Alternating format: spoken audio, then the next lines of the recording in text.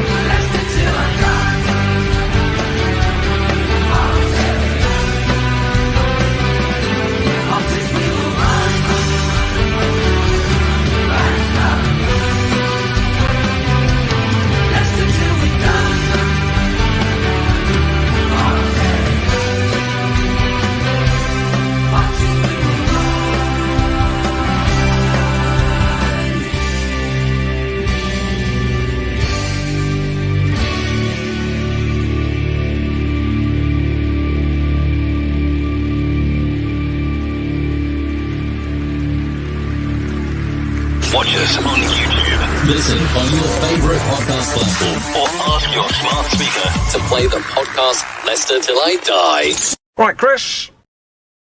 All right, good evening, good day, good morning, good afternoon, good night, goodbye. Hello, welcome along. I got the right intro. How are we doing? This is LTID TV from Leicester Till I Die. I do hope you're well. Thank you for joining us and watching. Do feel free, once you subscribe, to join in the chat. And as we go along, if you are watching us on YouTube, you can also obviously watch us on Twitter or Twitter, I suppose, whichever it is at the moment, and also Facebook. I'm not sure about Threads.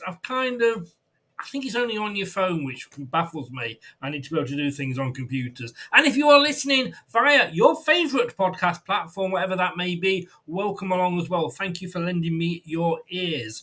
You can find us on all of our socials, which are going along the bottom there. There we go.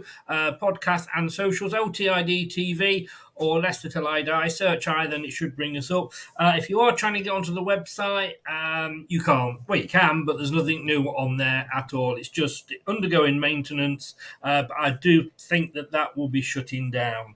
But look, it's been a week since we've been here. We've had a game. We've signed a player. It's all getting rather exciting. I'm not sure whether he's actually finished drying his hair yet, but he did have a very swept back 50s rocker look earlier. Let's see what he's like. Very, very Jesus. Brad, good evening, sir. How the devil Good evening, mate. That was my entrance there. That was my stars in the eyes moment there. That was the smoke. Not so bad. Have you dried your hair, sir? As best I can for now. It's this is as good as it gets. I just look like an egg right now with wig on. I don't like it, but it's there's no ladies taking an oar to me, so it's all right. It's fine as long as it doesn't put anyone off coming on stream. I was going to use the screenshot for the LTID TV dating site. Well, you get no swipes on it. I'll tell you that much. Depends what you're swiping off, I guess. But anyway, let us. PG, it's not 9 o'clock yet, Chris. JB, evening, Chris. Where's Rob? When's Rob Tammer coming on? About 2 weeks ago, mate. You missed him. You're a little bit late, JB. You're a little bit late. Hopefully, I might be able to get him on before the season kicks off. But look, there's so many of these channels now of all different sizes, not just for Leicester, but for every club. So the journalists, it's almost a full-time job, is coming on to channels like this. But Rob very kindly gives up his own time, and it was a couple of weeks ago, and we talked managers, possible signings and what have you. So if you go onto LTID TV on YouTube and go on to LCFC threads, and you should find it there. John's in. Good evening, John. How are you? I hope you are well, sir. Spencer is in as well. Good evening, Spencer. Still loving your icon there. And Del Boy's in. Del Boy, what's the crack? What's the bleeding story, Chris and Brad? Del Boy, Gunner TV, how are you doing? You now have Mr. Rice, I believe. I haven't seen anything that's been mentioning it all. They've kept it very quiet if you have signed him. I don't know. Have you seen anything about it at all, Brad? No, it's not like Arsenal to parade around overspending on an Englishman for a signing, is it? It's not like that. Oh, I do have a question for you, though, Dale boy. Have they signed Uncle Ben yet to go with the Rice? Uncle Ben, Rice. Shall I leave now? Yeah. All right. See you later, guys. Thanks for having me on, Chris. I think even by my standards, you get one of these. Bell end. I'm sorry, you do. That is that. Even by, as I say, my standards are low. You failed. Nothing played. Nothing played my end. Didn't see that. You've been with me too long. That's the trouble. Del Boy, Yeah, how is it? Because I needed to get out, but there's so many pictures going round of Maddison in Arsenal tops. And he has gone to North London, but I believe the bigger club in North London. That'll get him going. I love you, boy. I love you. He knows I do. He knows I'm joking. Brad, says John. Oh, haha, sorry, pal, seeing the one with Ben. Yes, I know. He'll get a shot. He'll be taken out of his wages. Nate is in. Good evening, Chris and Brad. Yeah, it was. Come on, even by my standards, that was bad. I'm very happy with Declan Rice, Uncle Ben, Brad. Yes, yeah. I mean, Guy, they've not mentioned it one little bit. It's just sort of every first, second, third, fourth, fifth, sixth, seventh, eighth, ninth, and 10th post on their transfer page. And then you might see Man United, but I don't expect to see Leicester. Obviously, now we're a non-entity in the second tier. But the PSG, Brad, the PSG of the Championship. I'd prefer to be called the Man City of the Championship. It's more respectable, I guess, in some ways than others, especially with who's our manager right now. But yeah, and we're going to get that tag, and we're going to get some stick for it. But sorry, we'd run a successful-ish club, as long as we're not talking shirts. But don't mention the shirts, Chris. I think I just got away with it. Do not mention the shirts. Aside, you know how that gets me going. Well, if that's what it takes to get you going, mate, I'll feel up about it. Tell you what, at my age, mate, it doesn't take a lot. I'm not going to lie. But I'm just grateful for anything that gets me going. I've got to be honest with you. But no, look, aside from that, excuse me, I mean, do you see it doing a bit of a Burnley? Not to probably the same extent as Burnley. I think there's...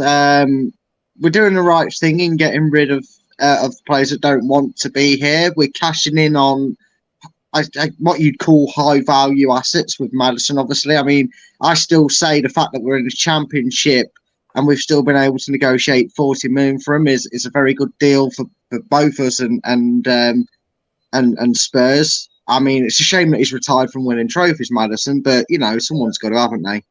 Someone's got to take that noble sacrifice.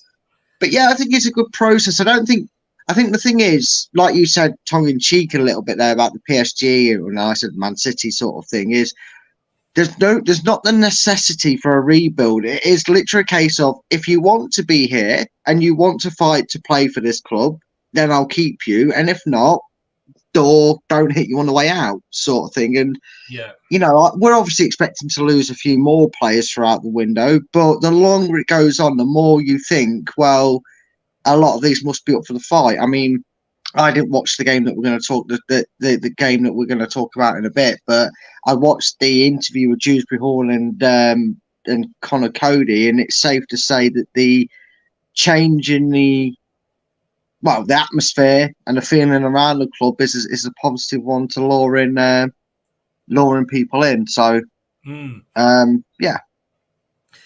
I mean, we're going to get Craig in a bit, who actually went to the match, but I was asked this question. I went on an Ipswich podcast last week, and you poor sod. It's nice. I like Ipswich. I've got a soft spot for Ipswich. But apparently the wedding guidance in Suffolk is called Related. Come on. Thank you. That's what they're tuning in the morning for. But quickly move on. It was nice to sort of speak to fans from different clubs now. And Ipswich, it's been a while since we played them. But he asked me, was I feeling excited about the new season?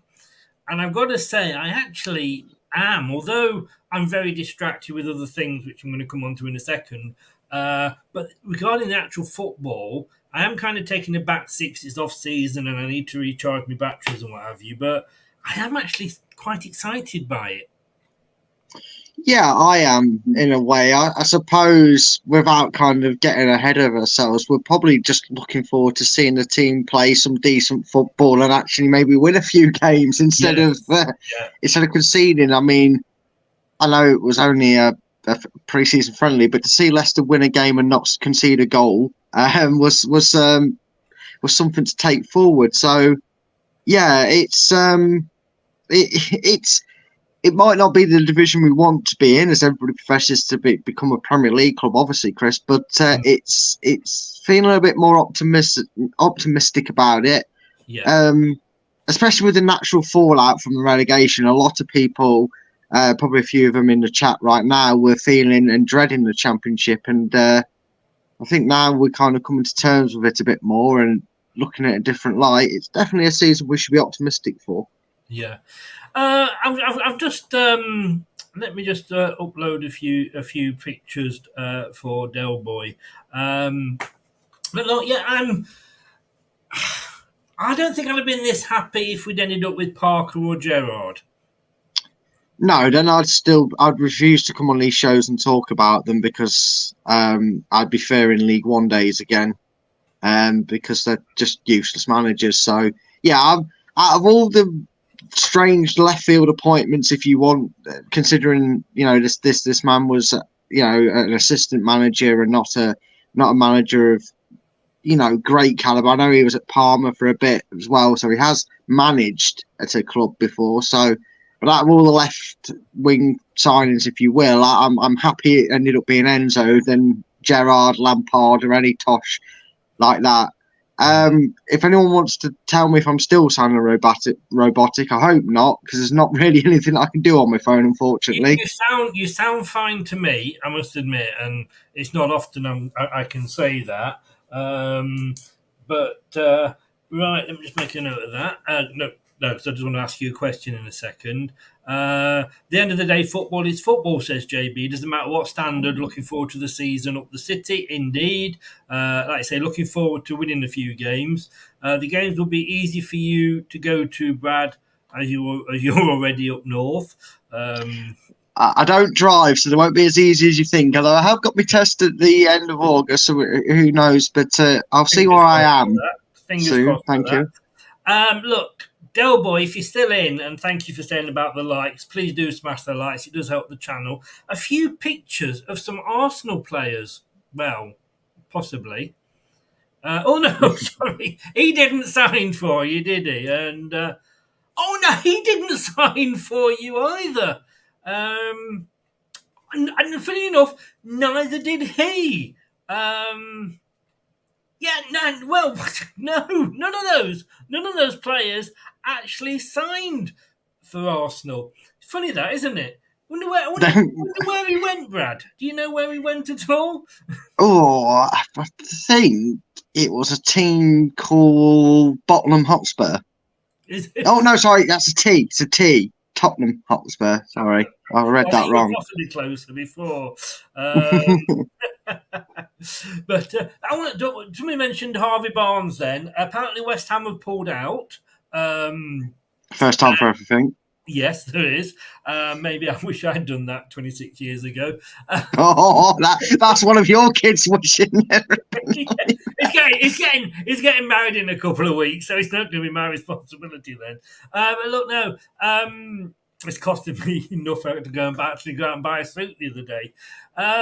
So is the door open to Newcastle, or any chance do you think you could see him starting the season at Leicester? There's always the possibility. When I say starting the season, of course, the season starts before the window's shut anyway, but you know what I mean. Yeah, which is only done for publicity reasons. It's ridiculous that the window still continues into the start of the season, whether it's a week or the entire month of August, which it is. It's ridiculous. Every deal should be, and I think it rightly should be concluded before a ball's kicked. It's not fair, and it messes with clubs, and we've seen it throughout the years of history. Players sitting on the benches. We had the French Voldemort do it to us at the start of last season. Yeah. It's not right. It messes with preparations. But, money's money in it, and it makes entertainment. You think football's a sport, Chris? You're wrong. It's an entertainment business. There is every chance, though, that he could start the season here. People might be looking at Barnes and thinking, well, we know the pros and cons with him. Let's see what he does. And look, he's still got he's got 2 years left on his contract, hasn't he? Yeah, he'll be down to 1 after the season. There would be nothing to gain or lose by keeping him. Well, I say that we'd obviously gain keeping a very good player like that as a plus side. And if we sold him, I did a show, as you know, with John, and big Newcastle fan, and a big lover of this channel. Does shows you a lot of support, doesn't he, Chris? And I kind of went on there. He kind of wanted a scouting show. I mean, I don't know why he asked me to do that, but he did anyway. Kind of the pros and cons of him. Look, if we keep him, he's a great asset. He helps us get us up. He probably bumps 5 million onto his value, and we sell him next season anyway, because he's not going to stay at Leicester. I know he's born and bred here, but he obviously wants that guarantee of European football. And if he goes, it's like James Madison.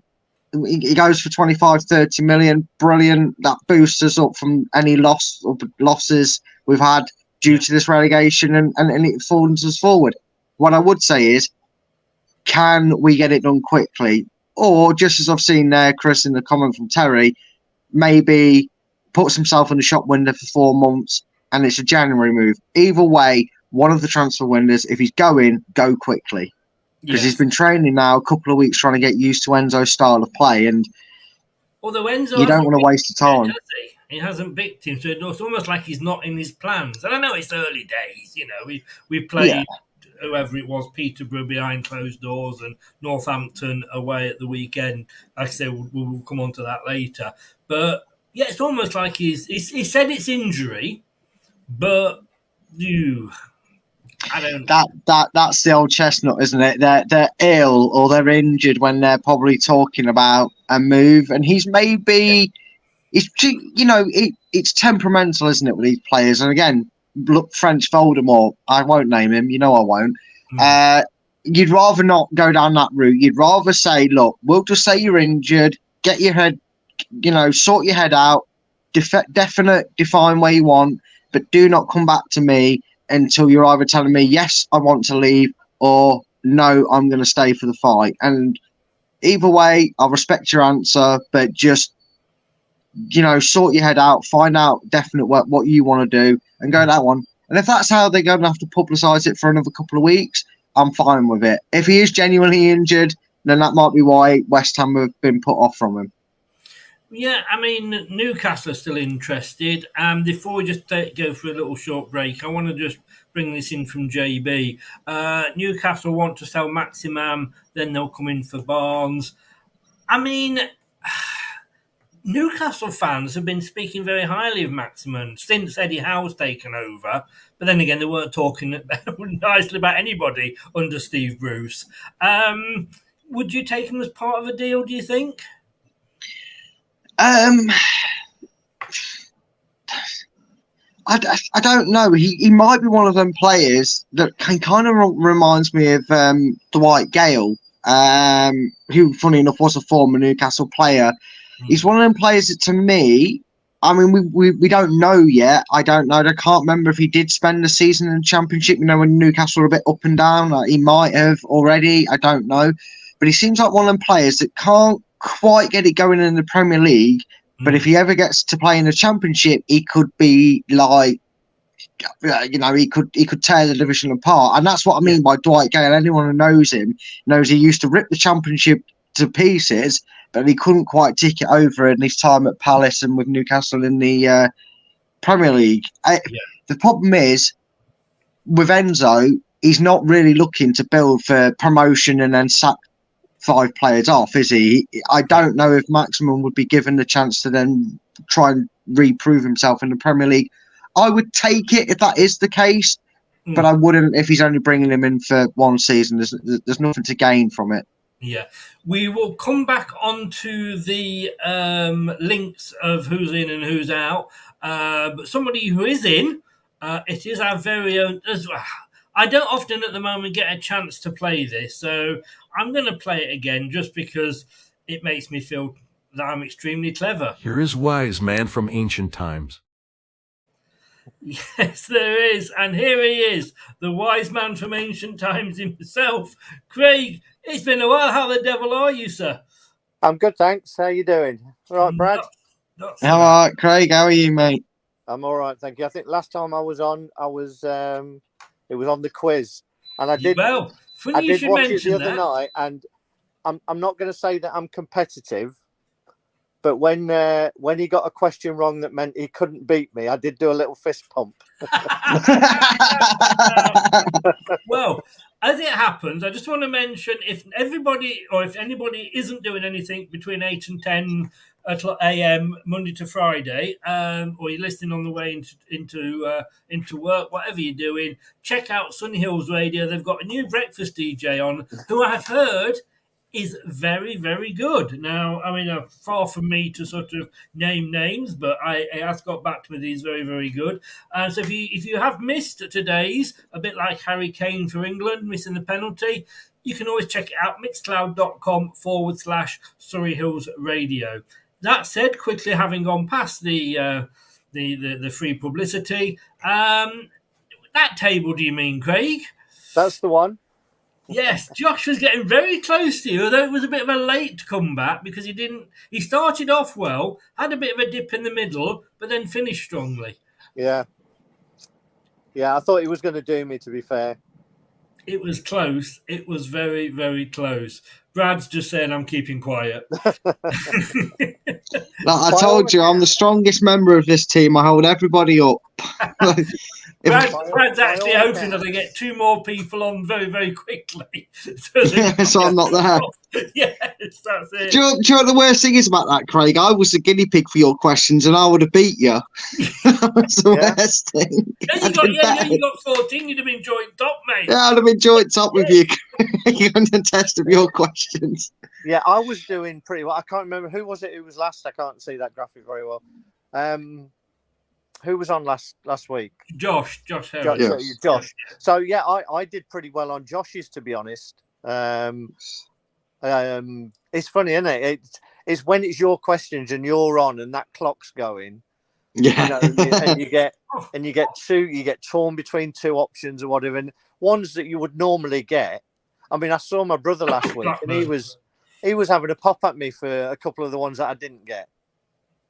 Well, you would. It's always the case, isn't it, mate? Tell him to get on here then. Good idea. I will do. It is always easier when you're not on. And are you saying that the clock puts a little bit of extra pressure on you? Well, it does, because you know that you've got a time limit. So half of your mind is concentrating on the clock, when normally you're fully minded on getting the right answer. So yeah, there was a couple that I was disappointed with on mine, I must admit. That was the idea of me adding it. I'm not going to lie. But, it's like you're a pro. It is. You'd think I'd do this on maybe multimedia options. You would. JB's still having a problem. I think it's your end, JB, because he sounds absolutely fine to me, Brad, or as fine as Brad can do. Before we get on to the match at the weekend, Terry has said this to Craig, looks like we're going to have to disband the Evans fan club. Yeah, I know. And either that or we have to bring in open up a Man United / Everton / wherever he's going to go, Celtic branch. I don't know. Well, yeah, he has been linked with a few places, hasn't he? He has. I think that we've actually scared Del Boy off, Brad, because he's not come back to those images. Oh dear! Surprise! Poor Del Boy. Right, I'll tell you what he's done. He's probably gone to put Harvey Barnes in an Arsenal shirt. Probably. Okay, so here we go. Northampton 0, Leicester City won. You were there, Craig. You I didn't see was. it at all, Brad. I saw about the first 30 minutes, and I've got to be honest with you, I was absolutely knackered because I'd been out. But I'd done a radio show in the morning, which wasn't supposed to be live, and then I found out it was. Then I went out for the day with my daughter, and I got in, and I saw the first 20 minutes. Now, we looked reasonably good, Craig. Up to a point. I mean, you've got to take into account the opposition, and I know Yeah. the old adage that you can only beat what's in front of you. But I must admit, early on, the first 20 minutes, I thought we weren't looking particularly good at all. Okay. I thought this is going to be, I thought this is going to be a long season, to be honest, and it's going to take some time. And I still think the same. I think we've got to be patient, and I hope that the fans are patient. But the longer the game went on, you could see what he was trying to do. And it's very, very much out of Pep's playbook, that's for sure. Sorry, carry on. No, I was going to say, I don't know how much you can read into that team or how close that team will be to the team that takes on Cov in the first game of the season. Oh, everybody changed, didn't they, on the 60th minute virtually? Yeah, but even that 60 minutes, I don't know. It might be close. I'm not sure. But, yeah, he's come out and said we need to add more things to improve. We can only do that by working. I think today the players showed they are happy with the idea. They seem to play some very good football. Yeah, you have to take into account that it is only Northampton. But let's be honest with you, 6 months ago, Brad, we would never even have beaten Northampton. Let's not lie about it. But Craig, we did seem to sort of. It was the end product wasn't there. You could see they were a bit rusty. Vardy hadn't quite got his eye in yet, but there was some good build-up play. Yeah, I think the ideas, the whole process was good. You're right. Yeah, they're taking the time to get their touch right. I mean, the weather conditions were absolutely awful. So the weight of pass was a little off sometimes. They weren't putting enough on it to get through. Was it awful? In what way? It was bloody biblical, mate. I tell you what. I mean, we were driving. Like the sun was shining every time. I thought, you're going to say it was still hot for them. No, the sun would come out for like 10 minutes. You think, I might be drying out now. And then it started raining again. On the way over in the car, my daughter said, if I was driving, I would have stopped because there's no way I'm driving through this. It was you could literally struggle to see out the windscreen, the rain and hailstorms that were coming in. Really? It was ridiculous. Wow. Yeah, it was horrible. I must have literally caught the bit because every time when I was watching it, the sun kept shining through.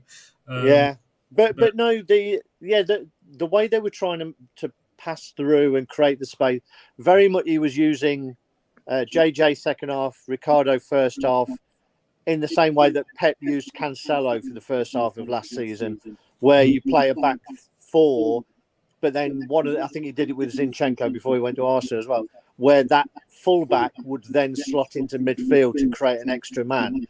So you're creating overloads in both parts of the pitch.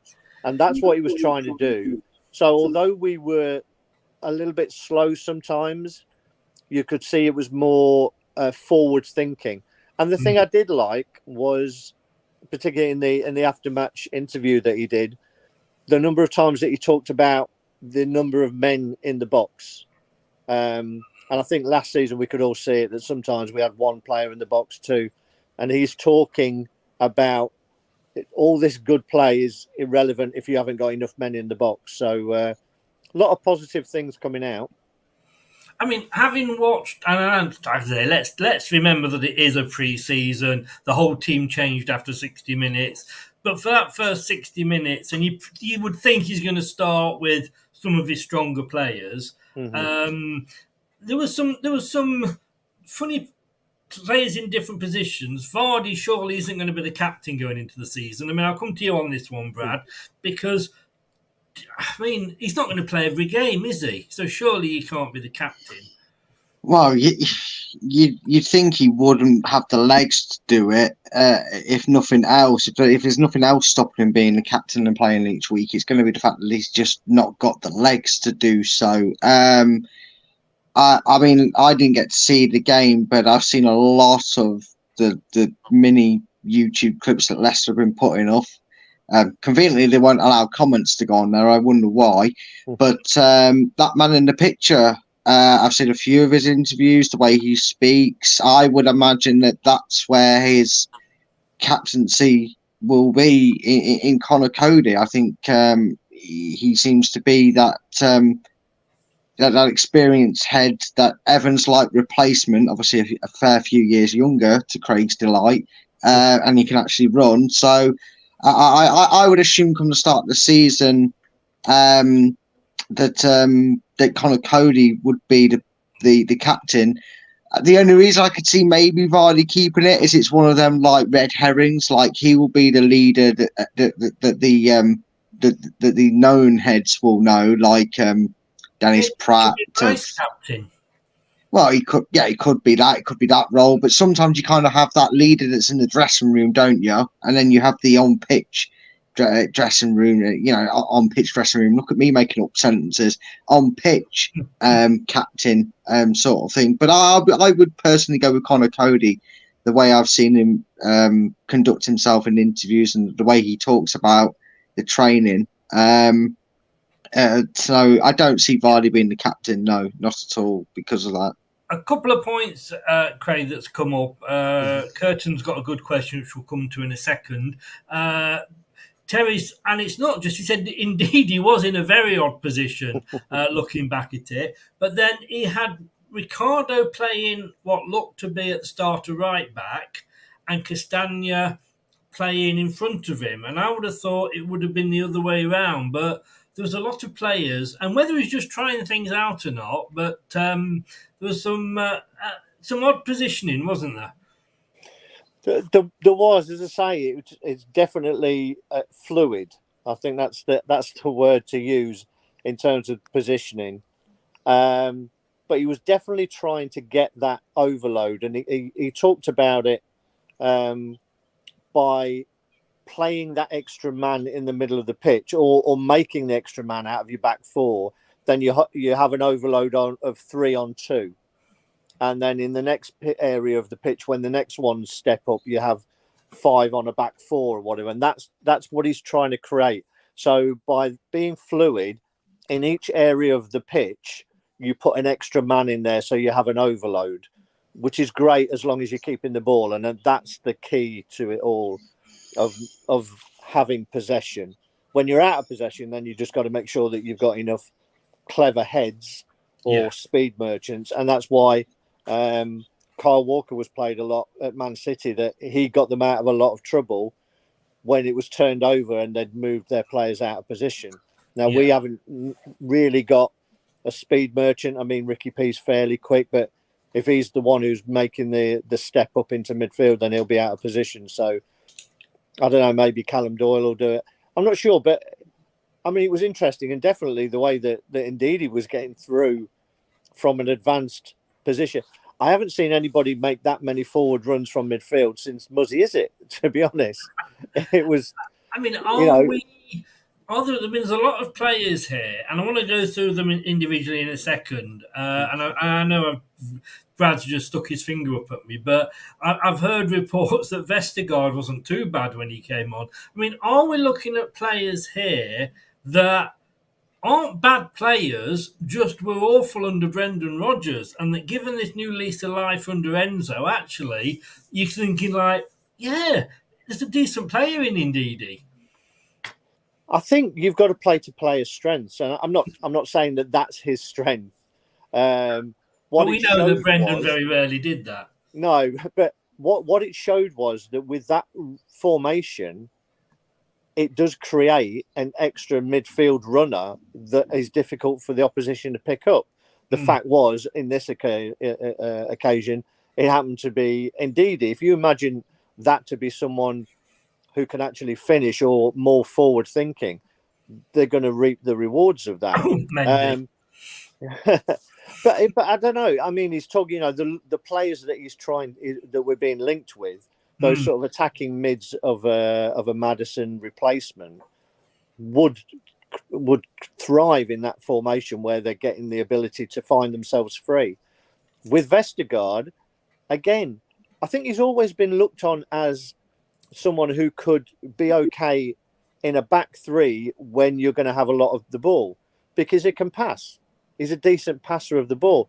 If you're under pressure and he's being forced back into his own penalty box most of the time, that's not his game. But where we think that we're going to have a lot of possession and we're going to be higher up the pitch and you're looking for your centre-half to be able to play it around, I'm not saying he's a first choice, but he's not a bad backup for some of the other games where, whether it's cup games, League Cup games, we've got to go early into the Carabao Cup, that you want to keep the formation and the same way of playing, that he would be comfortable stepping in for those lesser games.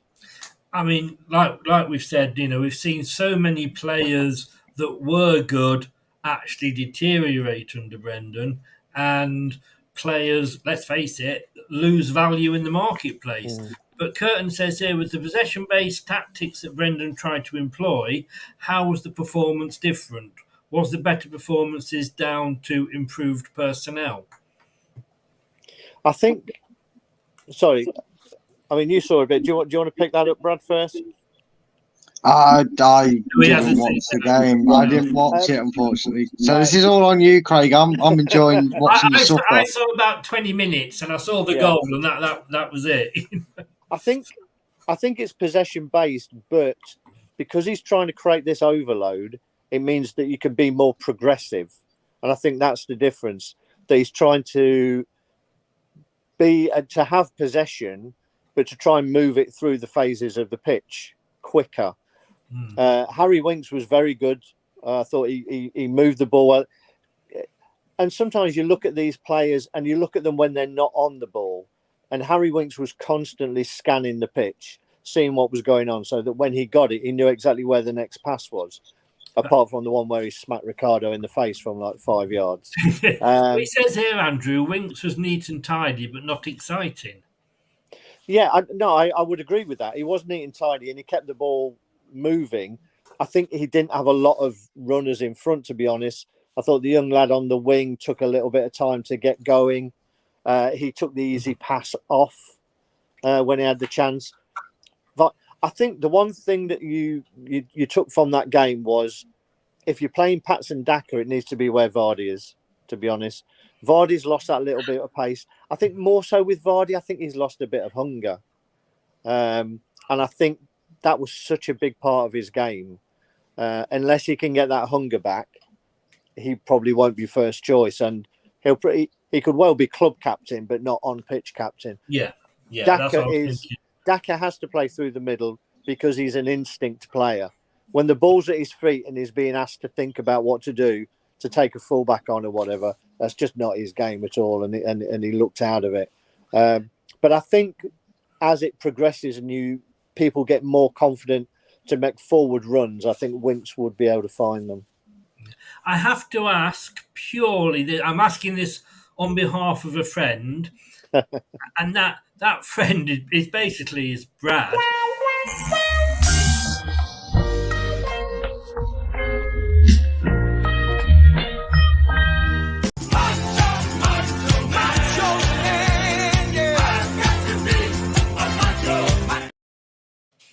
I believe I can fly, but I believe, was he not in midfield? Who, Iheanacho? Yeah. I haven't seen it. I don't know when he came on, but I'm only going off what I think I saw on somebody's feed that he wasn't played as a striker. I think he was, or he was supposed to. But then I think what's probably happened is, and the reason that indeed he got in so much, was the fact that he was often dropping deep to create the next ball and create a gap for another runner to go into. If you're standing up there and you're just getting the ball into feet, and then you're very easily marked. If you're dropping back, then you have that you give the defenders a question: do I drop with him? And if I do, I leave a hole for a runner to go into, or do I let him go and then he's got space to get the ball and turn? Harry Kane's done that probably the last 2 seasons at Spurs. He rarely stays up there. He drops. Same with Man City. Before they got Haaland, they played with a false 9. So they played with someone who was the centre forward, who wasn't really a centre forward. He'd drop in and he would create space for other runners. So would you compare him to Okazaki in that role then, Craig? He did that for Vardy, didn't he? He'd hold the ball up and then play it through to him, sort of drag a defender with him. I guess in them we were sort of playing 2 up front.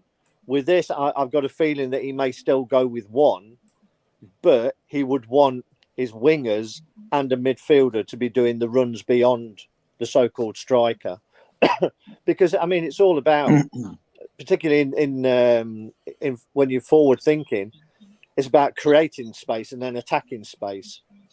If you're a statue, and Vardy sadly has been a statue for the last 2 seasons, it's simple. You're just standing there in front of the two centre halves. If you're giving those centre halves food for thought, then they don't know where the next runner's coming from. You look at the most successful teams. Firmino at Liverpool, same thing. Their goals were coming from the wingers. Firmino would drop in and be a sort of link-up player, and I think that's what Iheanacho seemed to be doing. Let me ask you this one. First of all, I'll come to you, Brad, on this and then get Craig's take on it. Where I've lost it now. Oh, here we go. Nate was saying, was there a reason Samari wasn't on the... he got roster. Typical American. Wasn't in the squad, the way us Brits say it, Nate. Weren't in the squad. Do we read anything into that, do you think, Brad? No, and that's the shortest answer you're going to get from me, but I will actually explain why. Just go back over every other season and watch the pre-season games. They take a 22 players. Look, we've got a big squad. We've got a big squad at the moment because everybody thought it was going to be a clearance sale at LCFC, and it hasn't really transitioned like that. We haven't, apart from the out of player contracts, which we already knew, we haven't really turned over a lot. We've still got the youthful playing with them. We've got to get the pre-seasons on. Obviously, that Marcel is one that's making it into the first team. Look, the players that didn't make it, guess what will happen on game week 2? We won't see a Dennis Pratt because Barnes will probably play. We won't see a FaZe because Sutar will probably start the game. We won't see Ndidi because he'll give Samari that chance. That's exactly what the first couple of pre-season games are designed for: fitness and to test what you've got in front of you. I mean, it's a cliche word to say at this point, but we're in the biggest transitional period of the club's history for quite a while since we settled into the Premier League and since dropping out, because like Enzo said, I have a way that I want us to play, but I'm going to play to the strength of this team until either I get the players that I need to do the style I want, or I know where I'm at with the squad. I think there was a comment there that said on the radio he may have dropped it, still 4 weeks to do and plenty of business to be done. So we know that's the case. He's got to see not just the whole entirety of the squad, but like you said, with these strange positions we're seeing players playing in, like Ndidi and Iheanacho to a degree, and how he's operated Ricardo and Castagne. We've got to remember as fans, yes, we know what we can do. Yes, we know as a club, and I know certain members of the backroom staff that are still there will tell him what these players are capable of doing. He will want to see it with his own eyes, and I don't think, unless there's a player that's gone to him and gone, look, I loved it here, but I'm off, see you later, I want to leave Leicester, like Madison did, and we knew that was coming anyway. I think it's an open door policy to kind of have a fresh start, and I wouldn't look at this as anybody going, oh, well, that means he's going then. I mean, that may still be the case. He might go, but I would assume the next friendly, there'll be someone missing off the list that started or came on at the 60-minute mark from this game. I'm not reading too much into somebody not being in a pre-season game, not this early in the window and pre-season. Agree with that, Craig? To a point, I think it would have been nice for one of the journalists to actually ask the question, because he answered the question about Barnes, but nobody seemed to bring up Samari. I mean, maybe they've forgotten all about him because his shirt number was too high. I certainly did. Don't worry, Craig. I did in the guinea pig questions as well. I forgot, so you're not the only one, mate. Can I just say, I'm not saying that you were bitter at all here, Craig, but please Let it go. do carry on, sir. I would have liked someone to have asked the question where Samari was, because everyone else was there, apart from those who had got injuries because they may be being transferred out. But I mean, even Castagna played, and he's been heavily linked with the move. Yeah.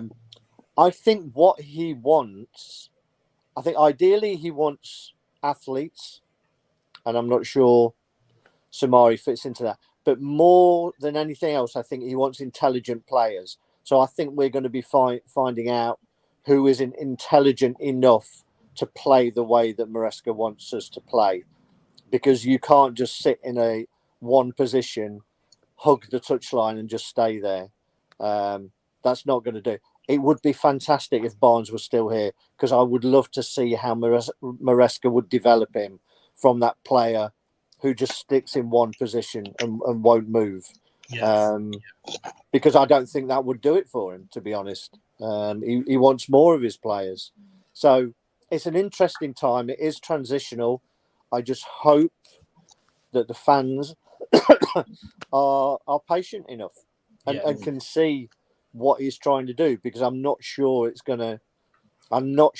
going to hit the ground running. We were taking a lot of chances in possession, that's for sure. And a better team would have nicked the ball off us a few times, I think. So it's something to look out for, particularly in the next couple of friendlies. We're not playing the Northampton Towns of this world. We're playing Spurs and Liverpool. Talking of that, that leads very nicely on to saying good evening to the Dugster. As he says there, get your lights out, please, and hit that subscribe button. Thank you so very much. Get your lights out for the guys. He says, good evening. You do play us very soon, and we will be touching on that in a little bit, Spurs and Liverpool, in the massive Thailand Invitational Doodah Cup, whatever it is. And as he goes on to say there, especially to Brad for yesterday, let's have this. Have a happy birthday from us to you. Have a happy birthday from us to you. Happy birthday, Brad. Chris, just a quick one. Are you allowed to bring those jingles home from your other job? I actually had it on here first, so maybe they should be asking that on the other job. They've changed the symbols. It wasn't meant to play twice, that, but they've changed what the symbols look like, and I wasn't ready. This is it, you see. I'm old. I can't do two different systems. I get confused. But happy birthday, Brad. Yes, happy birthday, mate.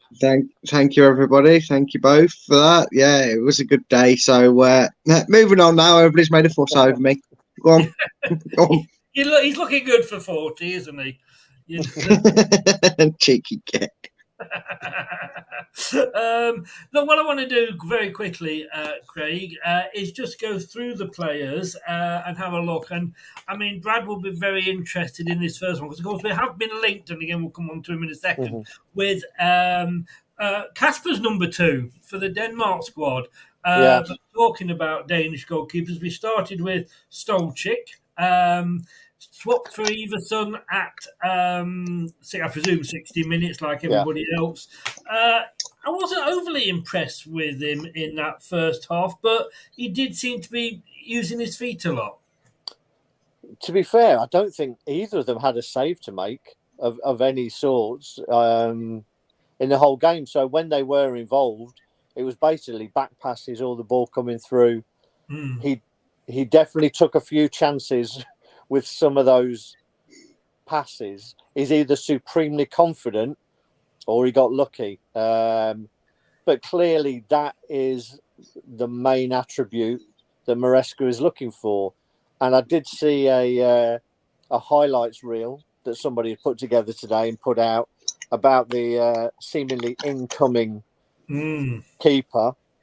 And his passing range looked better than some of our players, to be honest. Maybe we could take him in midfield then. I tell you, I mean, if that's the standard, and that's what Maresca wants, hopefully he's decent at stopping shots as well. But I'm thinking that he thinks we're going to have a lot of possession, and he needs to start from the back. But off both feet, he was pinging the ball fantastically well, to be fair. Looking at the defenders, I mean, the obvious ones we know, we don't really need to talk about too much. But the three I do want to talk about, I mean, we've spoken about Vestergaard. I mean, he's got, a year left on his contract now. Do you think, would you keep him? Or there is options. Apparently, there is interest for him from Europe. And I suppose everybody would be saying cash in. I mean, if you've got Callum Doyle, you've got Cody. If we keep Fast, which I hope we do, and you've got Suter, you've got 4 centre halves. Do you need a fifth? I'm not sure you do. I think if he stays, fine. But I think if it's an opportunity to get some money back, then I think it's probably good for both parties, to be honest. But I don't think he would let you down in the way that Maresca wants us to play. No. And what about Cody and Doyle? The two permanent signings. No. One permanent, one loan. Doyle's on loan. I'm getting confused. Compared to this time last year when we weren't signing anybody. How were you? Did they impress? Yeah, I mean, Cody. Cody is what we've needed, I think, in terms of someone to talk. I think that's the thing that we've lacked. Since Casper's gone, we haven't really had a good talker at the back. Even Evans, for all his experience, wasn't the most vocal. So I think that's good. You can see his personality on the pitch. He plays with a smile on his face. There was one incident in the second half, I think, where he ran down and patted the linesman on the head at one point. So he looked decent. Doyle was a little bit dodgy early on. In the bit you saw, probably, Chris, a couple of passes went astray. And he got caught a couple of times. But everything that I've heard, I was speaking to Scott because Scott speaks to a lot of fans, and he said he is a player who he's spoken to both Sunderland and Coventry fans and said he is a player who you will love, who will then break your heart when he goes back. Yeah, that was pretty much, I think, what I was getting from Coventry fans, to be honest with you, is that they were hurt twice. First of all, the fact that they didn't keep him, and second, the fact that he's come to us. Yeah. Hey-ho, Coventry. Moving up into... I must admit, just go back to Connor Cody, I did notice that he was talking a hell of a lot. And it was good to see. It was good to see. But moving on up into the middle of the park, and there's not much to talk about up front, to be honest with you. But look, Harry Winks. Again, we touched on him earlier. Again, I think he could be a really our signing of the summer. Although I did say that about Ryan Bertrand a few seasons ago. Wow. As I say, that's like one of those tweets that you wish you deleted. Yeah, he wasn't overly progressive, but he's very, very good on the ball. And if you're playing a possession game, you need people who are happy to receive the ball in tight areas. And he was always happy, and he rarely gave it away. As I say, he's constantly scanning, so he knows where he can offload it if he's under pressure. Yeah. And I just think he will grow into it. Let's remember that apart from he had a spell in Fiorentina, I think it was Fiorentina where he was last season, he hadn't played a lot of games in a row. So I think the more he gets games under his belt, I think you'll see his quality come through. Yeah. I'm going to talk about a couple of the youngsters in a second, but there's one I really want to concentrate on because can we just call him Wanya? Because I don't want to have an attempt to make myself look stupid with his surname. Number 7. Again, I didn't see the whole match, so I can't. But on the bit I saw, my God, he looked impressive. See, a few people have seen that, and I'm starting to think I saw a different game, to be honest, because I was disappointed. I think he got better as the game went on. I did like his application. There was a couple of lost causes that he didn't give up on, which was great. And maybe I'm being a little bit harsh, but I'm thinking when you're put in the team, you're put in there to make things happen. Take your fullback on. See if you can beat him early on. And I thought early on he was playing a little bit too cautiously. He was getting the ball in, he was just giving it back, taking an easy option. As I say, I may be being a little bit harsh. As he grew into it, there was definitely a bit more there that he seemed more willing to. Whether he was playing down that side first half where it got the manager in his ear, so maybe he was encouraging him a little bit more to be more direct. And when he was more direct, he looked decent. And I only saw him from about the 9th, 10th minute up until about the 35th. There was just that sort of part of the first half, and he looked to make some really, really good runs. Dennis Pratt, I mean, I don't know if does he go, does he stay? I mean, I think Brad and me both would love him to stay, but I'd love him to stay. But I think he looked like a player to me who wasn't going to get injured. He didn't look fully committed, I would say. In a normal game, he would have got booked early on because he put a tackle in that was a little bit naughty. But I don't know. He just seemed to be playing within himself. And I know it's early days, but it wouldn't surprise me, excuse me, if he goes. But I would like him to stay as well. I think he's a quality player. He's a sellable asset, though, isn't he, Brad? Yeah, he is. But I would more look at the fact that just because we can sell these players for a bit of money doesn't mean we necessarily have to. And I kind of get what Craig was saying about the. Oh, he's gone. Is he back? He could be coming back. Come on, Brad, you can do it. Sorry, my thing froze and everybody went black screen and circled. Sorry, I didn't want to speak in case no one could hear me. So number 7, exactly. Shut up. Anyway. I think the problem is you've also got to remember, right, is we're not just going through a transitional period. We're trying to scrub out 18 months of the Great Depression of Leicester, sideways, backwards, slow, methodical passing. And Craig summed it up perfectly by saying that, the number 7 was a little bit hesitant to go forward. Maybe there's that self-doubt, and maybe that's an effect that's happening with Dennis Pratt. He's been so in, out, sent out on loan, disregarded, and then suddenly he's been asked to showcase himself, and his head's been messed around by Leicester. I think he's been very unfairly treated in his time since he's arrived at Leicester. That maybe there's still a little bit of it might have started well, but I wonder where it's going to go. Am I really in this guy's plans? And that's still going to take a couple of weeks to kind of get that mentality out of it. You don't. Yeah. Unfortunately, you cannot scrub 18 months of, like I said, the Great Depressional training session. 5-yard passes is all these guys have known for 18 months. So this is going to take time, a lot of hard work, some double training sessions, as Dewsbury Hall and Connor Cody reiterated in the interview after the Northampton game, which is the only part of the game I did see, funny enough. Yeah.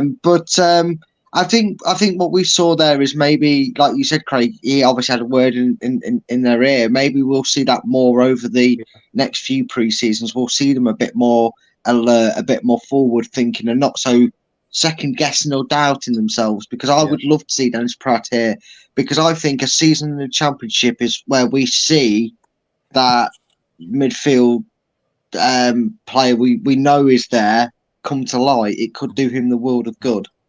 The one thing that we need to take into account is what these players are being told by their national managers as well.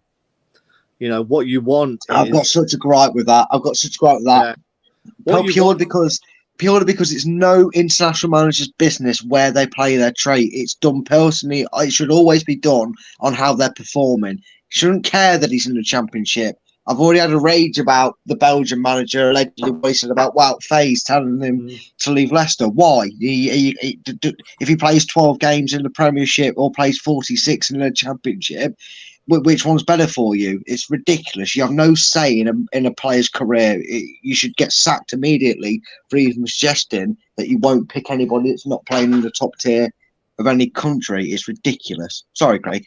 I'm glad I poked that hornet's nest. Yeah, thanks for that. I was like a hornet under a cup, mate. You set me off by saying that. I was like, God, no. I mean, really though, you're just backing up what I was going to say is that, you know, if they're being put under pressure to consider moves away, then that's going to play a part in their decisions, whether they stick it out for a year, or whether they think, no, I need to move. You know, my agent, you know, agents will be pushing for moves. There's a lot going on. And I think we not think, though, that it's natural, even as a player, and I'm sure if any of us three were playing and we were in the Premier League and we were on the, you know, edge of the England team, we would feel if we dropped down in the Championship that we're not going to get picked. Yeah, I think unless you're a regular starter, then you're not. But then the chances are you're not going to be dropping down into the Championship. No. I think it's a natural thing, and you know, and as I say, agents will be pushing. You know, national managers will be having. I think it depends on the country as well, because I think if you're talking England, Belgium, Spain, any of, you know, Italy, but if you're talking, no disrespect, like say Northern Ireland, Wales, it doesn't matter where you're playing. No, this is true. I think one of the most disappointing players was Castagna, to be honest, because he was getting in some really good positions, but his delivery was, I know he got the assist for the goal, I think, but his delivery was absolutely appalling. Really, really disappointed in him. Well, this is why I said earlier, whether, and this was something I heard on the commentary on LCFC.com, whether him and Pierre were, you know, should have been swapped. Yeah. You know, but I think it depends if what he was asking Ricardo to do in terms of moving into midfield. He may have thought that Castagna wasn't capable of doing that. I mean, JJ didn't look as comfortable doing it when he came on in the second half and he was playing that role where he was moving into midfield. It didn't look natural for him, and I think you lose a bit of that marauding fullback in JJ if you're going to ask him to do that role. It's very... We were talking about this at work today in terms of players moving positions. It's one thing playing the game with it all in front of you when you're a fullback and a defender. It's very different when you're then moved into a midfield position and have to have a 360 view on what's going on in the game. You've got to be looking over your shoulder the whole time.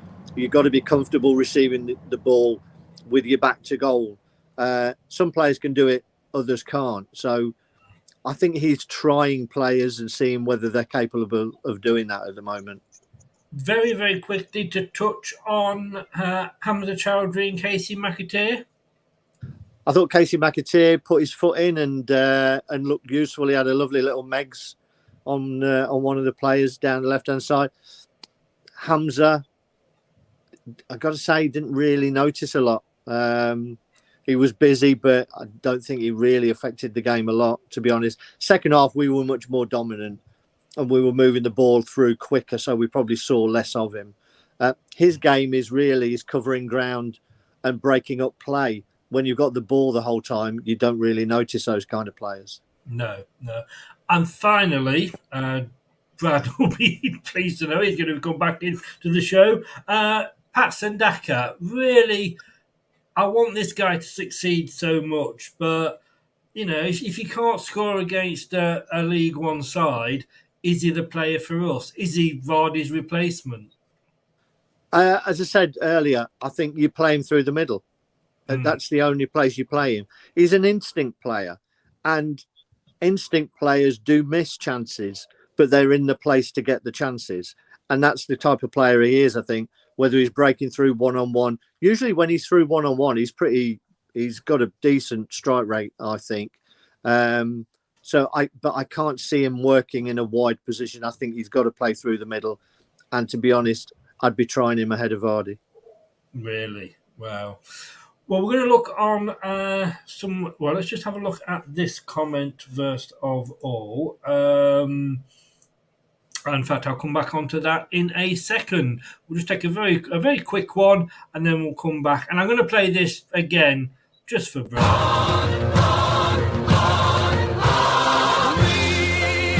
Elite. Oh, God, don't we miss her? Look, this is the new signing. Thoughts on what he said here? Brad, I'm excited to get going. I've worked with Enzo before. We won the Under-23s Premier League title with him. That was a very good season for me. Yeah, I mean, Coventry fans and Sunderland fans through tears, I guess, have been speaking very highly of him.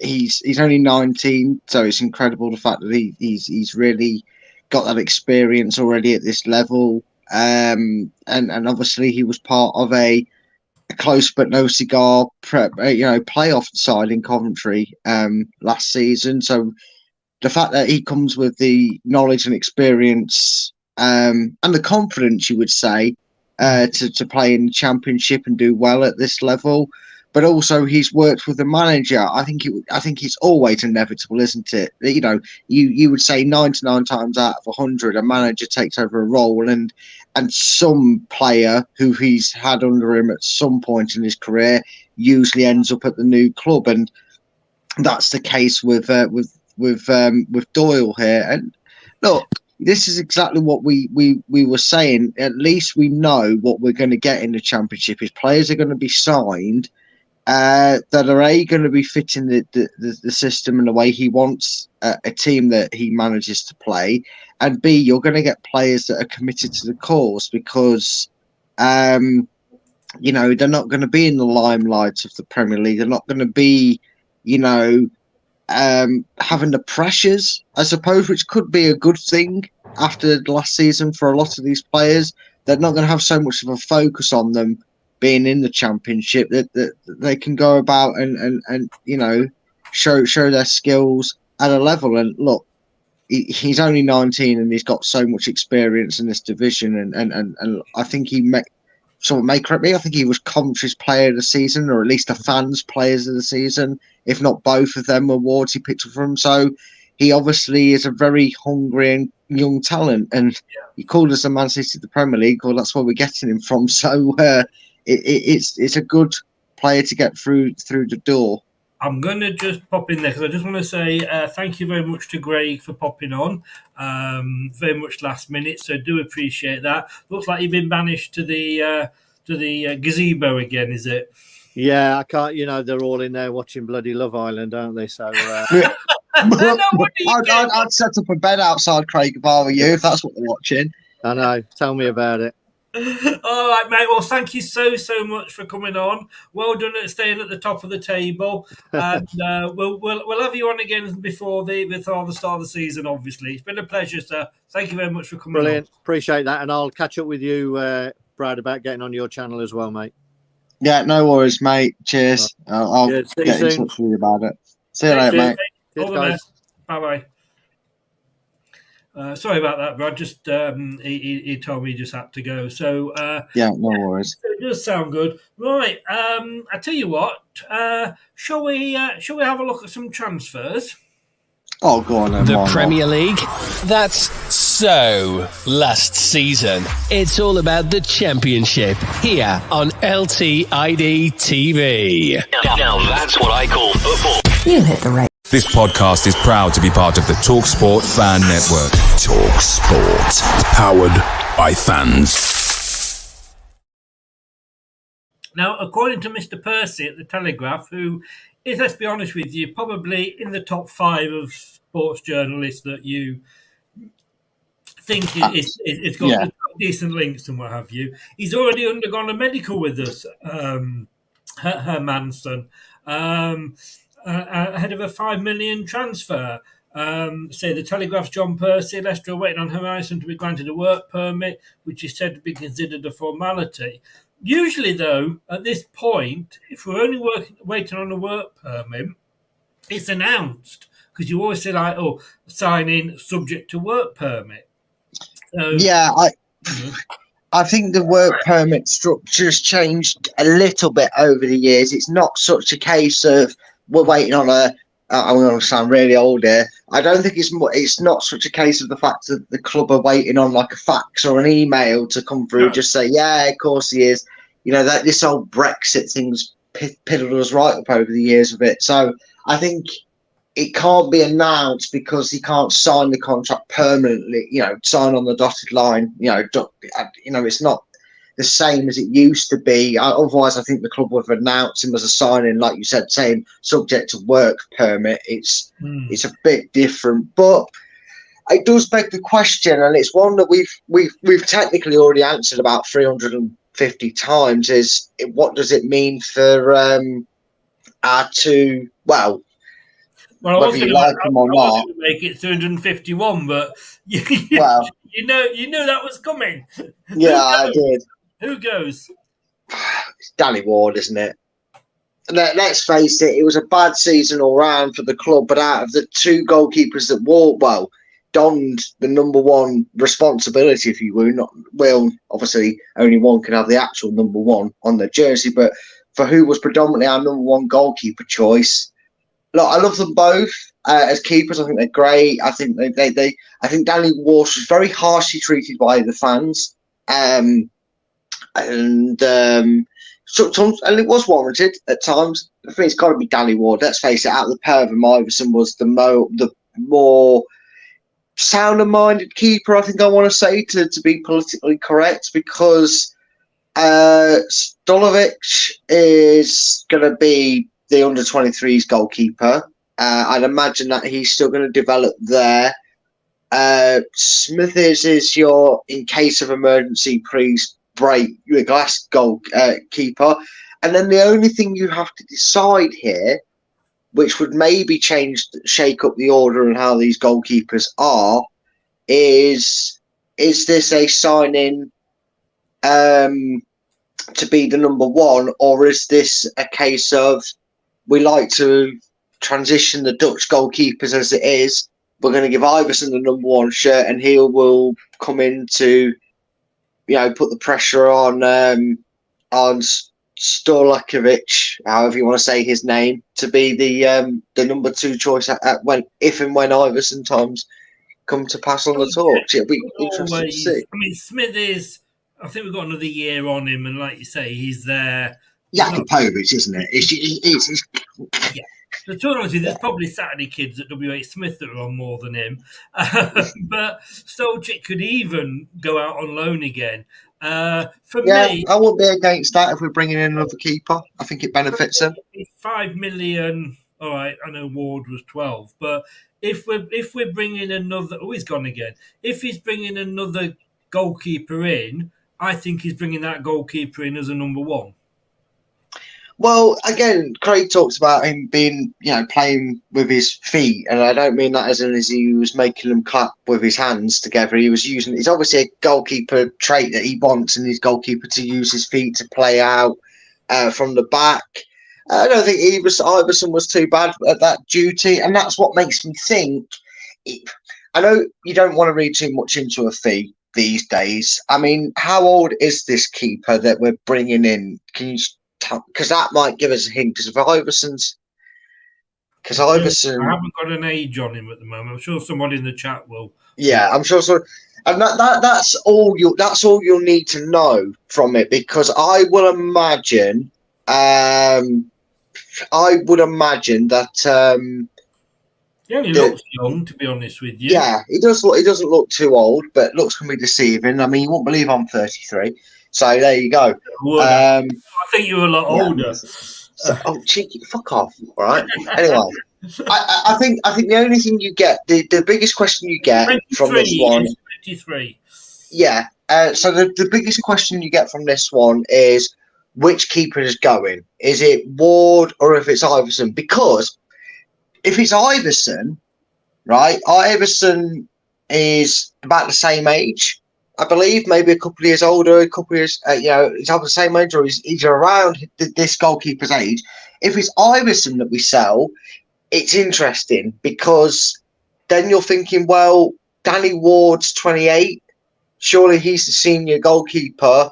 Are you going to ask him to be a number 2? Because I don't know if Danny Ward would want to be a number 2, especially in the Championship. Danny Ward would be thinking a bit of redemption for this season, but maybe the faith's been lost in him with his performances and the way he seemed to be treated, not just by the fans, but by some of his teammates last season. Everson. Okay, so yeah, 7 he was born, so I think Well, you look at the transition from Casper to Danny Ward finally getting his chance at 26, 27. He was 27 last season, turned 28 halfway through it, or whenever he turned 28. So, if Iverson was to keep the number 1 jersey and you made this guy the number 2, they wouldn't be too far apart in the age, which is a little bit of a concern. But you'd have an experienced number 2 to kind of play. I think Ward's the one to go. Yeah, I do. But if Iverson goes, then you're committed to Ward being the number 1, surely, because it's because of his age. But yeah, I mean, he's Welsh national goalkeeper Danny Ward. He's put an ad in the paper for him. Yes, he's going to be a number 1 at a good Championship club. He could do that. I just think I don't look at any of our goalkeepers and I don't not have confidence in them. Do you know what I mean? But they don't fill me with confidence. But time will tell. I mean, you also got to remember Iverson had a very, very stellar season with Preston in the Championship. So if it's anyone that you have a bit more confidence at doing at this level, I would say it's Iverson. But time will tell. I mean, do we sell both of them, Chris? Do you sell both of them, make this guy your number 1, and then you've got Storky. I'm going to call him Storky because I'm not going to pronounce his name right. So old Storky, does he become the number 2 like we maybe suggested, and then Smith is still your in case of emergency? Because too many cooks spoil the broth, as they say. You don't want 5 goalkeepers at the club. You don't want your number 2 getting injured for the under-23s, and we will see. We will see. Yeah, time will tell on this one. Moving on, I believe we are third in a 3-horse race for this player, Cole Palmer of Manchester City. I think that Enzo's hoping his contacts come through for him. I think he's on loan. I don't think anybody. Is it a loan deal that everybody's looking for? I think. Yeah, he's a name on the Manchester radar for promotion within. I think it's a bit like Doyle. That Pep Guardiola is very keen to showcase him about a bit, and then make a decision whether he deems him good enough to play in the first team. A bit like what he did with Foden, and kept bringing them in and dropping them out. Signing. So. It's where I guess if I was Pep, and there's a lot of players sort of leaving, but like you say, a lot of them are on loan. It's where he's going to get the most game time. Now, if he goes to Burnley, he's going to get Premier League experience. So if he's looking for him to get Premier League experience, then we're at the bottom. If he wants him to have Premier League and European experience, is going to go to Brighton. The question with those two is that they are both now, Brighton obviously are in Europe. Burnley have just come back up. They're going to want permanent signings, I believe, because they want to get settled squads in that they can go forward with. Now, Leicester, I think if it's a loan deal, then does move us further up and possibly out the front. The other advantage, obviously, is Enzo, because he'll be played in the way that he wants him to be played, because Enzo plays the same way as Pep. Yeah, I mean, the thing is with Brighton, there's it feels like at Brighton that it's everybody must go sort of thing. It's like a fire sale for whatever reason at Brighton. They've lost a lot of their talent over the last year. And obviously we thought we were saying, oh wow, they keep selling all these players, they're going to fall off now in January, but they didn't, and obviously ended up in European football. You never know, send him out on loan to a club, get a few games for Europe. He's getting 2 bits of experience for the price of one, especially when you consider the club, his home club is Man City.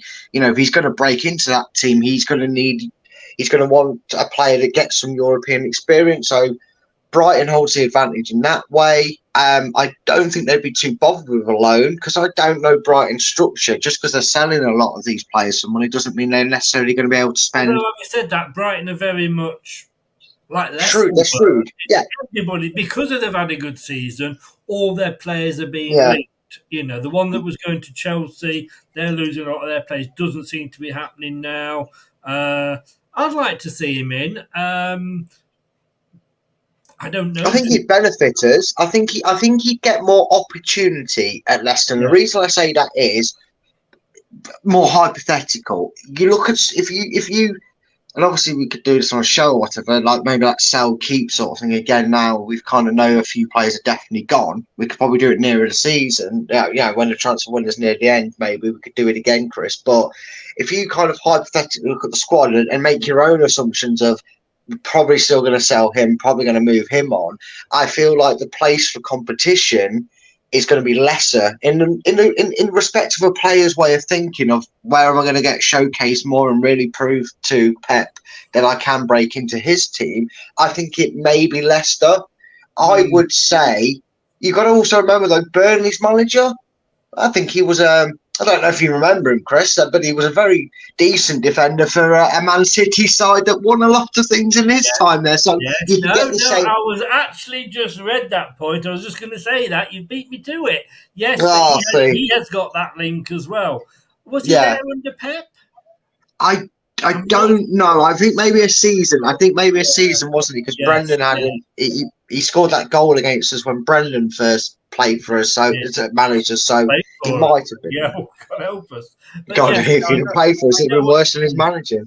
I mean, he's going to get if he does come to Leicester, we've obviously got 46 games, which is more than the other 2 teams. Depends how far. Plus the cup competitions because we're in the rounds earlier.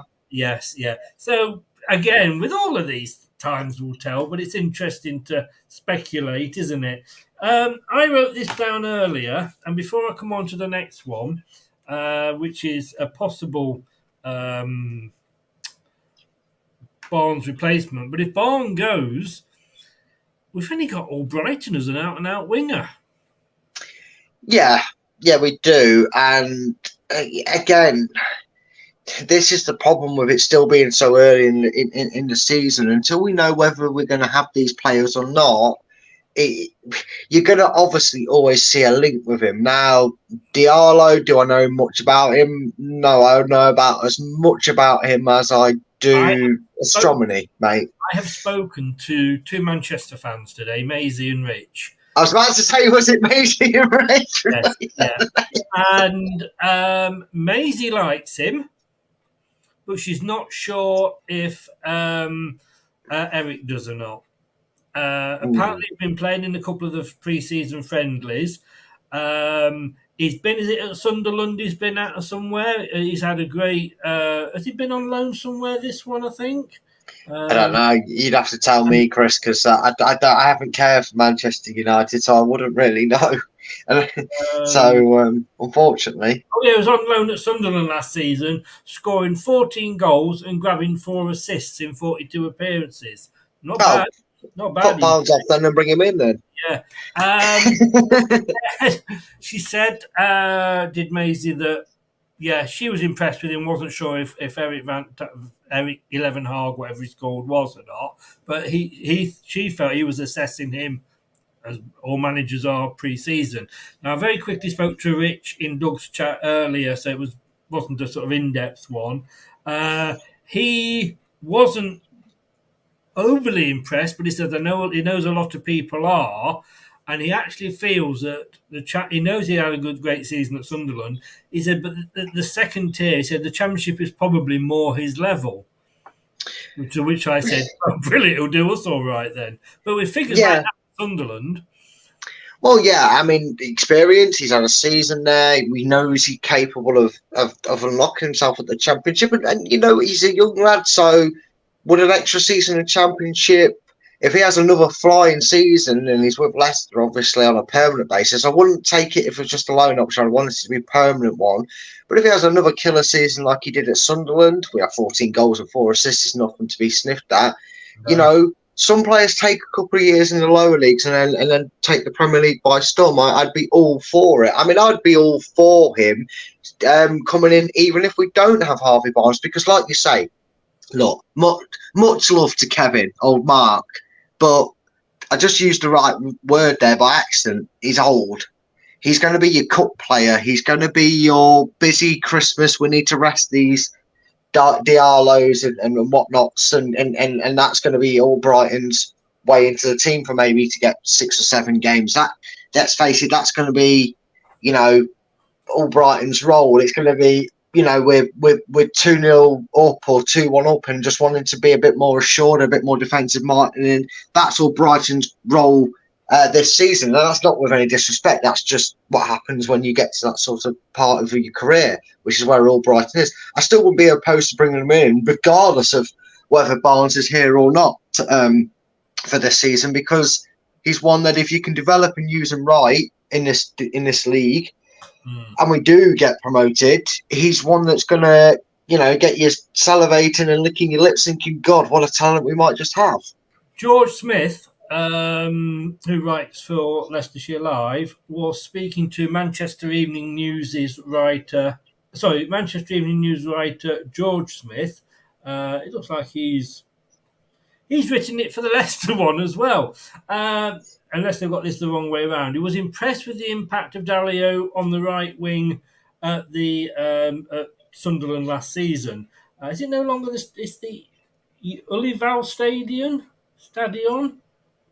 He must have been in a pre-season friendly. Sorry. Yeah, I was going to say, yeah, that's Stadium Light still, isn't it? Of United's front three, frequently on the ball, attempted to make something happen. Through his finishing was slightly rusty. This was against Leeds apparently, he offered far more to catch Ten Hag's eye than fellow attackers Sancho or Amari Forson. He was lively, vibrant, and displayed the characteristics of someone with a point to prove. Could a deal be done that sees him at City this season? Despite the success of that loan spell last season, Dalio now has to rise to the challenge of being able to bruise similar standards in United colours, where the pressure is more severe and unforgiving. He is expected to be included in the squad that will travel to Edinburgh to face Leon on Wednesday before flying to the USA for a pre-season tour. United have 4 fixtures penciled in the States. And we have to remember this, that our pre-season is starting before, so we've got to try and do these deals. It would be nice to have them done before we start, but we mentioned that earlier, didn't we? But he sounds promising. I obviously would like him. Aggies there, just hope with Barnes, if something's going to be done, do it quickly. But even if this guy comes in, I think we're still going to need another winger, or depending obviously on how Enzo is going to play. The next one, the young lad from Chelsea.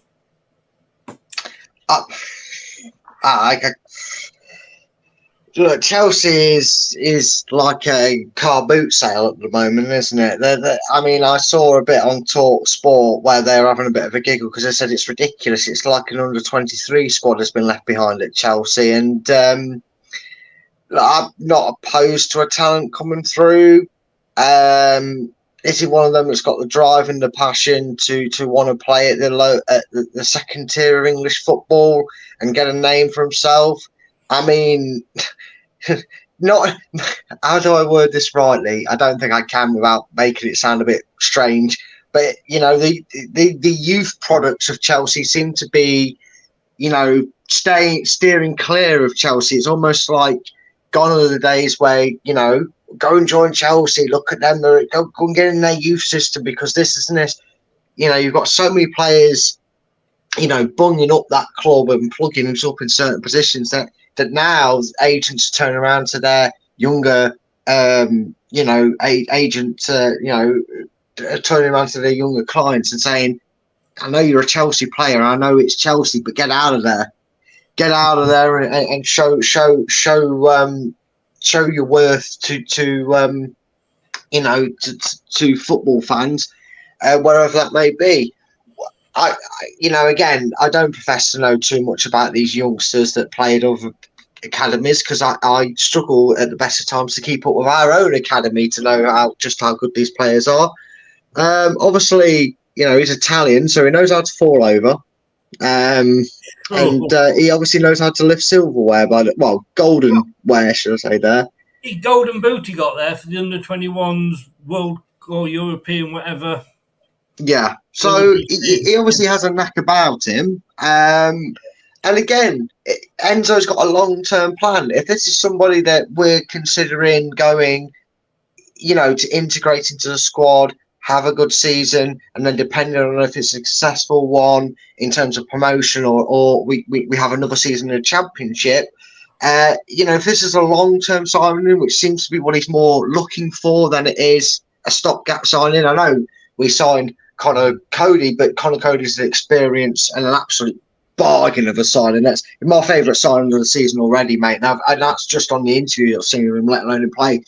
But if this is for a future, we're talking 4, 5, 6 years at Leicester, and he can do what he can do at the international circuit for us, then by all means, Chelsea are having a fire sale because they're going to have to because they've got that many players that, you know... it's less of a fire sale, more buy one, get one free. Well, yeah, almost. But yeah, they've got so many players that they need to sell some, let's be honest with you. But this guy, it would be a loan deal. He's 20 years old. He spent the second half of last season on loan at Reading, making a total of 15 appearances as the club were relegated to League One. He signed for Chelsea from Inter Milan last year in a deal that could reach 17 million with potential add-ons. In the meantime, Casardi is looking for regular game time before returning to complete for a place in Chelsea squad. He is only 20, like we say. He represents Italy under 21s and has trained with the senior Italy squad under Roberto Mancini. Like I say, he's helped the under-20s reach the World Cup final where they lost to Uruguay. However, he claimed the Golden Boot with 7 goals and was named player of the tournament. So, but you see, you read all these young Chelsea players and yet none of them come through. You know, you never sort of see that they were at Chelsea, then they went on to play for the main team because under Abramovich, whether it will be the same under this guy that's doing it now, all they wanted to do was buy names, wasn't it? But yeah, they were fleecing the homegrown market, weren't they? They were buying anybody that was old enough and getting them in the youth system. And unfortunately, it's a trait that Chelsea fans do not like, and they're hoping it changes under ownership.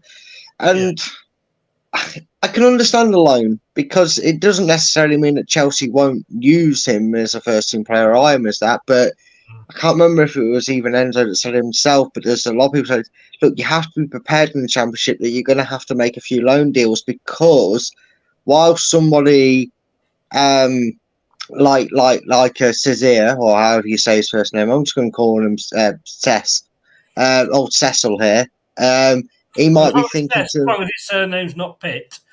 Well, yeah, that's very true. Yeah.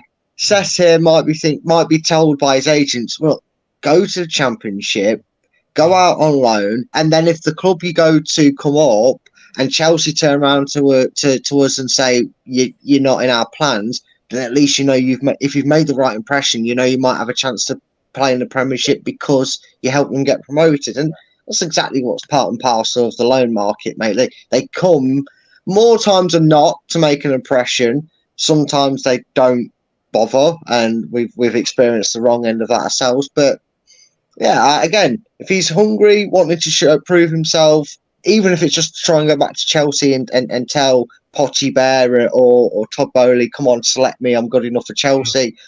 If he puts the effort in to show that, I'm all for it.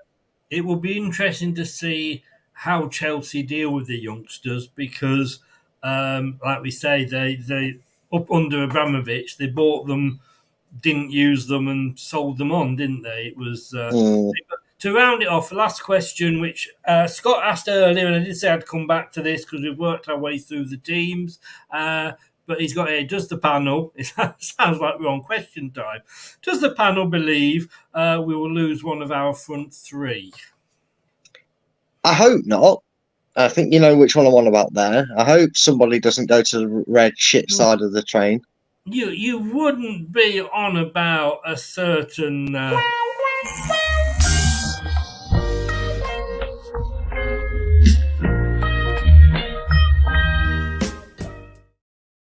I love a good romance. Oh wow, it is one there.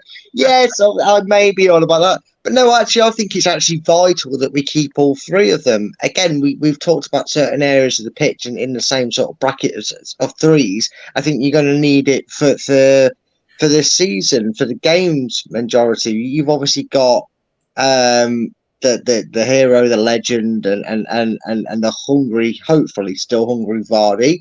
He will be your probably early season games, because I agree with Craig. I think fans for the first 5 or 6 games, you're going to have to deal with us maybe scraping through 1-0s, a couple of draws here and there. Don't expect us to be taking the championship by storm from the very off. If we're lucky, we might get through a few games and win more than we're going to, but he's going to be the mainstay to make sure we kind of just, 1-0 win against Coventry or whatever. But then your 2 main strikers going forward are going to be Daka and Iheanacho. And again, you're going to have block periods where we're playing. What about if we sign Pirlo? Well, then that becomes a different question. If we sign somebody else, then, it's still a four force when you know you're losing Vardy next season. Wouldn't be the worst case. I would particularly myself, I would like to keep all 3 of them because I see them serving a purpose to us at different stages in the season. I think Vardy will probably try and get that start going for us to make sure we, have a good start. I'm not saying free-flowing, fantastic football, smashing teams 3-4-5-0, but getting us over that testing start, making sure we're off to a good start. I think then slowly that torch will get passed to Daka, hopefully, or Iheanacho. They will then rotate between themselves, and then when that busy period comes, Chris, again in December, January sort of thing, we still have them there because they're going to be needed, Chris. They're going to be needed. We might even see opportunities where he needs to play 2 up front because a certain opposition set up a way where he needs more frontline players to breach. So even if we did get this Pirlo in, or however you want to say his name, from Swansea in, I don't think there's a necessity to then push somebody out the door because whilst Harold Shipman hasn't risen his ugly head with injuries yet, we know what this squad is. Sometimes, unfortunately, capable of happening to them with injuries. So I wouldn't mind a 4th. To Rangers, hasn't he? Oh yeah, lovely. Good for him. So, good for him. Fingers crossed. I can't wait for 8 weeks' time when Spurs sack Big Ange, and he ditches Celtic to go and manage them. Who knows? Right. Well, thank you so very, very much, Brad, for coming on. Talk to us about the quiz channel. You hopefully got a quiz show coming up later on this week. We do, Chris. We are currently running the £1 million point drop. We've got loads of quizzes. We've got, to name a few, we've got The Price is Right. We've got Room 101. We've got Who Am I? And what we're doing at the moment, this channel, it's the LTID TV quiz channel. As you can see the title there. We're giving the shows a few weeks runs, 4, 5, maybe even 6 episodes of each. I have got a 3rd contestant. I managed to find one. No, I've got lots of interest. Craig's going to be one of them at some point, as you heard earlier. there. He's going to come on. But I've got Dan the Burnley man, as I call him, or as Chris knows him better as the son that he left at the adoption agency. Sorry, I have to cough then. He's on Friday, slightly different because I know you'd have the big fat Leicester quiz. So Friday at 8, I've got Dan in, unless you're going to tell me otherwise. If not, I can change the time. Oh, no, Dan doesn't know because I spoke to him earlier and said, "Oh, you're on the channel on Friday." Anyway, am I? Yeah, I haven't got around to telling him the day and time yet till this afternoon. He knows now, though. He knows now. I told him. I'm sort of saying, "Oh, good luck, mate. I'll tune in." Friday 8. Yeah, Friday at 8 p.m. Slightly different from the times from the first two shows, but that's just because there's a gap on here, and it makes it sense because we don't want to confuse you lot. So you can come join us on the quiz, £1 million point drop. If you've ever seen a £1 million drop, you'll know the idea and premise behind the show. Go and check them out because last week, well, there was a change at the leaderboard. Although Anthony in the first week didn't set the bar. Well, there was no bar, but did Doug beat the drop? Go and check out. We have got episodes 1 and 2 on there. Episode 3 will be live Friday 8 p.m. So go into the description. Go and click the link to the sister channel. Give us a subscribe because we want to hit 200 before the end of this year. That's the goal, Chris, isn't it? To get small goals, 200. And yeah, go and check them out. And if you think you can beat the drop, message me on Twitter and I'll get you on because, like I said, there's a waiting list. Yes, yeah. And just as Danny Drinkwater is waiting to join Leicester, you just join that waiting list to get on. So do email Brad or email him. Do follow him on Twitter at Fulltime Focus, and you can also speak to him on there about this, Brad. Yes, you can. The Predictions League now. Sorry, I forget you're just on a small phone. Yeah, I was like, wait, I need to wait for it to load. Yeah, the Predictions League show. Now, I could say there's controversy in the hierarchy. I could say that the management's sick of me being the two-time. I sound like Booker T. I can't say 5-time. I've not won it 5 yet, but the two-time prediction show champion that I am. No medals from Chris, by the way. I'm just saying. Funny how they're surprised this year. That's all I'm saying. But Prediction League show, all you have to do is contact me on Twitter. The rules are as follows. Here, just for simplicity. Wrong, Chris. You had one job. That's the table from the quiz. Yeah, no, I know that's what I meant to put up because you were bragging about being a 2-time champion. I never said quiz champion. I said predictions champion. All right, all right. I haven't got that. I was waiting for you to go through them. No, for God's sake. I tell you what, he likes to stitch me up, folks. But no, the Predictions League, all you do is follow me on Twitter at Fulltime Focus. You give me a follow. I will follow you back. And then just drop me a message, just simply saying, hi, Brad, I want to be in the Predictions League. We've got a few names on there. So once the season gets a bit closer to starting, I will put you all in a group chat. And then all you need to make sure you're doing is I will post in the group chat the week's fixtures that I need you to be giving me your predictions for. So that will include any midweek games that we are playing. Just so it might be a long list. Please write them out in terms of Leicester to Middlesbrough 0. Do not put 2-0, 1-0, 6-0 because I might get a different list to the ones you're trying to predict for. And obviously, these won't be available to me, which I'm very sad. But if you're not able to beat me because I win it, it doesn't matter. Whoever comes closest to me when I've sat at the top of the perch, like I have been for the last 2 seasons, the winner will take home a lot of lovely gifts from the one, the only, Steve Lynex. Sponsor Steve Lynex at foxy7clothing.co.uk because the overall winner of you guys taking part will get one of the following, as you can see there, a cap, a beanie, a t-shirt, a sweat top, and a hoodie. All courtesy of the legend, the man, the myth, the legend himself, Steve Lynex, who likes to run over phones and sometimes not be here. But apart from that, we love him always. So yeah, make sure you're involved and you're in with a chance of actually winning some free gifts. Indeed. And check us out on TikTok, where you see all the outtakes and the funny shows and the clips. And I still haven't done Mike Tyson clip yet. I must go back and find that. That was me. But there are, if you find, and I'm so, and there's two accounts.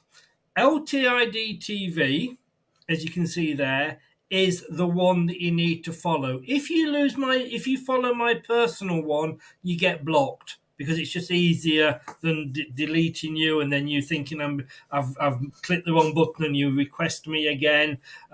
So it's at LTID TV, not the at Chris, whatever I've called myself on my personal one. So I have two. If you follow me on my personal one, I just block you because that's for very close friends and family. And you can also follow us on Instagram. Again, LTID TV, if you like all your news picture way style, whatever you call it.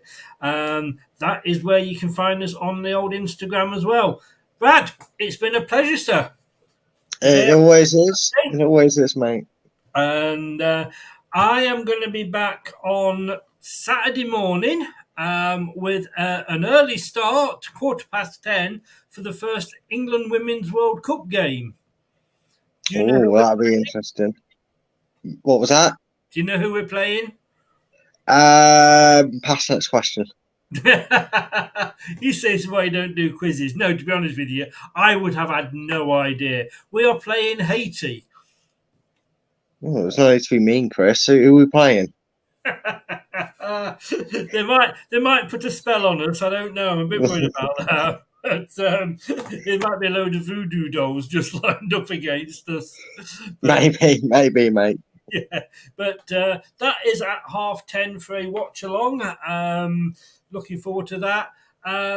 8 o'clock on Friday. Check out Brad's quiz at the LTID TV quiz channel for a 1 million point drop with Dan. Once Brad gets around to telling him. Oh, he knows now. Don't worry. He's now up to date. He's very prepared. Oh, I've told him. But I've told him he's got to research stuff from 1912. So I'm luring him into a false hope, and then I'm going to unleash a load of Premier League questions on him. To be honest with you, that was the last time Burnley was successful, wasn't it? Hey! Probably. Hey, boom! There we go. And look, don't forget tomorrow morning if you've got nothing to do. Tune into this lot, Surrey Hills Radio, on Tinternet, all the W's, surreyhillsradio.co.uk. Between 8 and 10, they've got a brand new radio DJ. Don't know who he is, Cuddly Cornflake. Apparently, he's supposed to be really good. Tune in there and have him listen. Apparently, his jokes aren't that good, though. Yeah. Some say he's a Leicester fan. Others say he's the Chris Moyles of Surrey Hills Radio. All we know is he's called the Chris. I wondered where you were going with that one. Yeah, I have to think about it myself before I went somewhere. Yes, I had to sort of had to do a thing because they're redoing the website for it, and they sent you a questionnaire to all the DJs, and you had to fill it up like who would you have a meal with and all this sort of thing, and it was like name your favourite DJ or something, and I thought for God's sake. No, he's in jail. He's in jail. Nobody from the BBC. Which unfortunately was when I, somebody said, can't you call yourself the hairy cornflake? Well, that was taken by DLT, who was in trouble with the police. Allegedly, he was found innocent. But there we go. There's not many of them out there, but the list of who I can play is a lot shorter of who I can't play. So that's good, mate. That's good. I've got I nearly clicked. Do you remember Jive Bunny? Sort of, yeah. And that's the sort of to be. But totally honest with you, don't expect any. If you do tune in, don't expect anything serious at all because it isn't. It's just totally, utterly. Cheesy music, cheesy jokes. It's to wake up for and have a laugh to. And I think oh God, I can't play. I think that one included a GG song, if you know who I mean by GG, of course. I'm sure you do. And I think I can't play that. And oh my God, that guy, that's got a RH song in it. So yeah, there's a lot I can't play. Brad, thank you so much. So good luck on Friday. I will tune in and we'll be on the show again soon, especially if we make a no doubt. No doubt. Yeah, no doubt, mate. I'll be looking out the window of the transfer to see if we make any to alert you to any, mate. Yeah. Oh, we've signed somebody. Right, sit here, Chris. 10, 9, 8. Yeah. There he is. That's exactly how it goes, mate. Yeah, I bet. All right, mate. Take care. Thanks for coming on. Cheers. Now. No worries. See you later. See you later. Bye bye. Thanks so much, everybody. To Brad. To everybody in the chat, really, really do appreciate it. And Craig earlier, of course, who popped on, who'd seen the match. Yeah, it was Northampton. It's a little matter of Tottenham. That's coming up, I think, Saturday night. I don't know if Brad's going to be free for that one or not, but Saturday night is the Tottenham watch-along. And then in a week's time, we've got Liverpool in the Thailand Invitational Buttons Cup or whatever it is. So we'll be doing those as well. I think Brad's gone anyway, so I can't ask him. Other than that, thanks very much. Thanks to everybody. If you want to subscribe, please do. It's $1.99 a month. It does keep the channel running. Now that I'm an old guy and I'm retired, it does help the channel get along as well. $1.99 a month, and you can even come on here and join us as Tony did the other week. I'll see you back on here on Saturday morning for the watch-along for the World England Women, and Friday night on Brad's channel for the quiz with Dan, the Burnley fan. Thanks very much. I've been Chris. This has been LTID TV, and this is Arnie. Good night. Thanks for watching. These videos are tremendous. You better like them too, or I'll be back. This podcast is proud to be part of the TalkSport Fan Network. TalkSport. Powered by fans. That will conclude this evening's entertainment.